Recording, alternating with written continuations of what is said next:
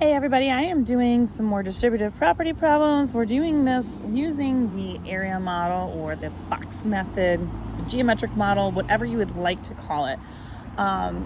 It's a great way to organize your information. As you see, there is a trinomial and a binomial here. So in order for me to kind of organize things, it's a little bit easier. You don't have to do it this way. There's obviously the distributive method. You can do that as well. We're going to start here with that. So how we would do this is we're going to make a rectangle and we're going to find the area of each of the boxes that we have in front of us. So what I'm going to do is I'm drawing this.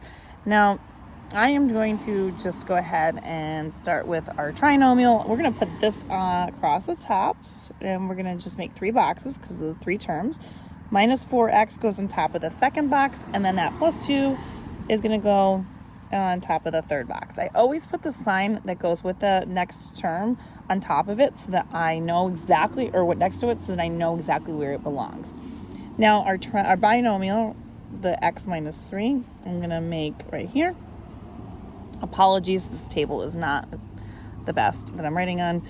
X goes on top here, and the minus 3 will go on the bottom here. Again, you can flip-flop this and make the 3 terms down the side and 2 terms across the top, whatever you so desire.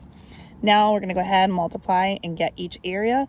X times x squared is x to the third power.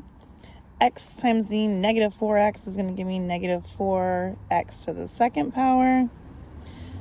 4 times the 2 is going to, x times the 2 is going to give me 2x. Don't know what I'm thinking there. And now we're going to go ahead and do the bottom area. Negative 3 times x squared is going to give me negative 3x squared. And then negative 3 times a negative 4 is positive 12, and those are x's. And then our last one, negative 3 times a positive 2, is going to be a negative 6. Now, when we're looking at combining of like terms, we are going to go ahead and combine anything that we see, usually on the diagonal, that is combinable. So these two are combinable here. And then we also see these two right here are also combinable for the x's.